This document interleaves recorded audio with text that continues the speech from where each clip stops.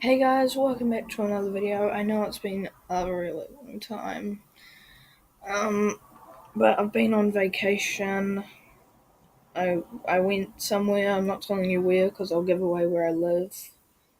But I got an amethyst crystal. If you don't know what that is, I'll just show you. Am no this I don't know how to spell amethyst crystal. Amethyst crystal.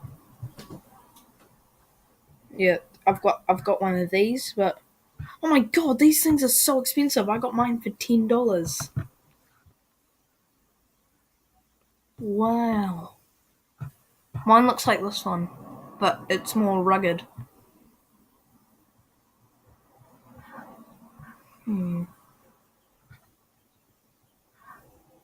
Yeah, it's one of these. I got one of these. They look pretty cool, but mine's pretty small. It's probably about that big, that one in the middle. But yeah. So as you know, I'm parrot gaming. Now I don't have much to do for this video. I don't know what to do.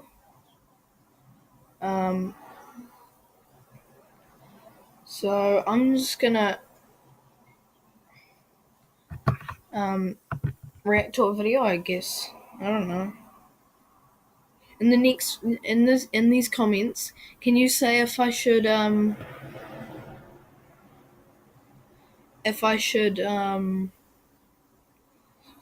play a game, and I like if I should not a specific game, but if I should, or should I play one right now?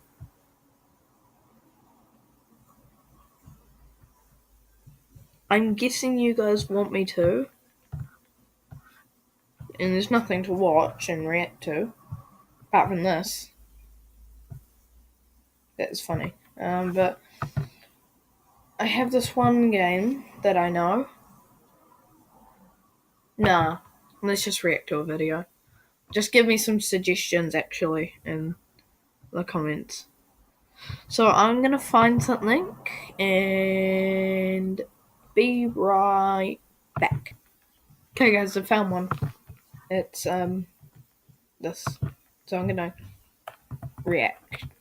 Welcome to 2018, Jaden. What's different? Nothing yet, I don't think. If you're like me and don't plan on doing anything extraordinary this year, but still want to spice things up, I have a few suggestions. You know me, living life on the edge. I'm exciting. I'm adventurous. Of course, the best way to make life more interesting is to induce a variable of surprise and the unknown. In 2017, I conducted my own apple research. I just ate a bunch of apples. Here we go. I just got really curious one day. There's so many different types of apples, and I don't know jack rabbit about any of them. Did you know there's... Whoa. What the shit? Did you know there's 7,500 different varieties of apples? 200 in the US? Because that was the first time I actually Googled it. I didn't eat 7,500 apples last year, but every week when I went to the grocery store, I'd get a different type of apple I hadn't had before, so I'd be learning about a new apple every week. It sounds stupid, but shut up, I learned a lot about apples. You're such a vegan. So growing up, Mom always got us either Fuji or Gala apples, which are some of the most common apples in the US. This is all just my own opinion and research, by the way. If you have a different opinion, good for you. Gala is pretty much the standard average apple. Nothing bad, but nothing fantastic. Fuji are a bit brighter in flavor and crisper, but they're both good standard apples to make a constant variable. Ha! See, I learned something in 7th grade science. Now, yes, this is happening. Back again with another legit fruit review.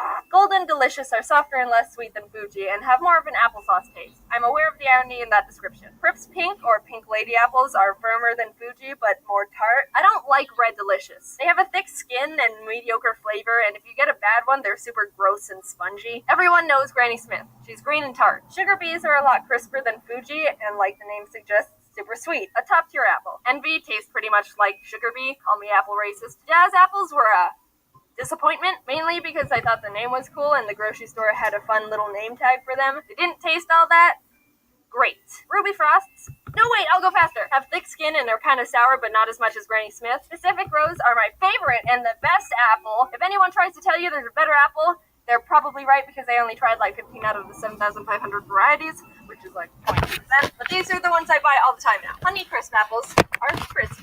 Nah, they're good, but they're more expensive. Peru apples are really crunchy and taste like a weak gala. Rockets are super small and have a unique aftertaste. Macintosh are surprisingly super soft and sweet and taste nothing like a computer. Brayburn, also known as the worst apple to ever be genetically created. I tried it for the first time and was like, ugh, ew, whoa, what the like, it's trying to be sweet, but also tart at the same time, and it's like, just pick one, you're just a dumb apple. Apparently, they were created by accident and are a hybrid of Granny Smith and Lady Hamilton, so they're not even supposed to exist. Jeez, Granny Smith, use protection. But, I mean, to give them credit, that's pretty progressive considering it was the 1950s. Apparently, Brayburn is also a My Little Pony character. Anyway, avoid at all costs. I hope all the Brayburn trees burn in a giant fire and rebirth into Pacific Rose ones. So now you're an apple master.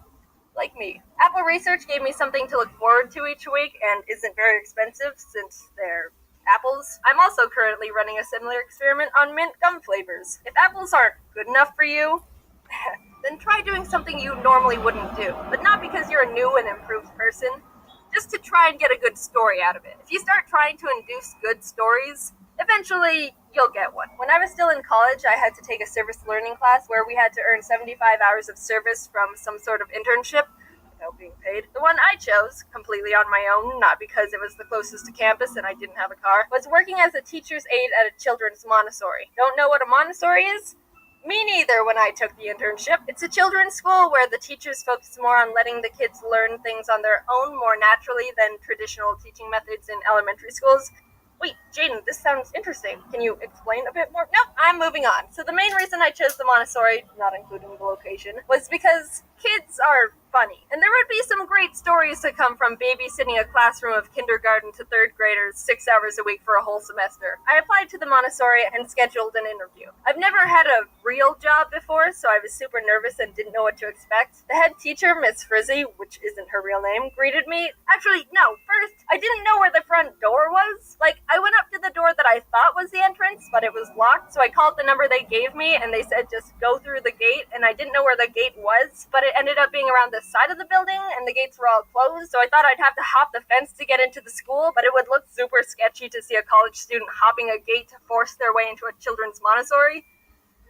But I figured it out. So I met Miss Frizzy, but not in our own room. It was in the middle of the kids' class time when they were all running around with books and puzzles. She was like, "Hey there, nice to meet ya," and pulled out a kid's chair because they didn't have anything else. I sat down and my knees crunched up to my chin. It was a lot more casual than I thought it was going to be, and probably should have been. There was one part where she was like, "Do you have first aid training? You legally need to have that if you want to work with children."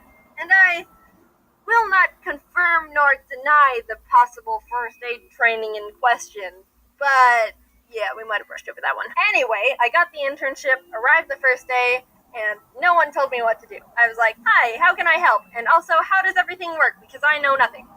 "Oh, yeah, just help the kids if they need help."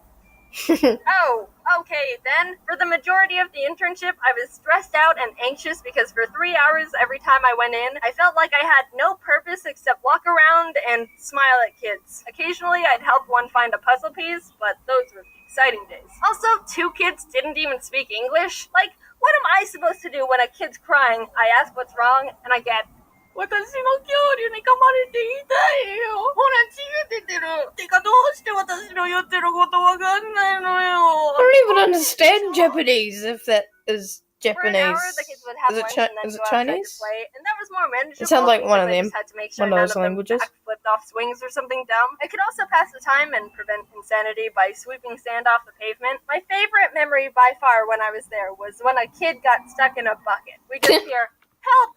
To help!" and look over to a kid, upside down turtle with his butt in a pail. He's a turtle.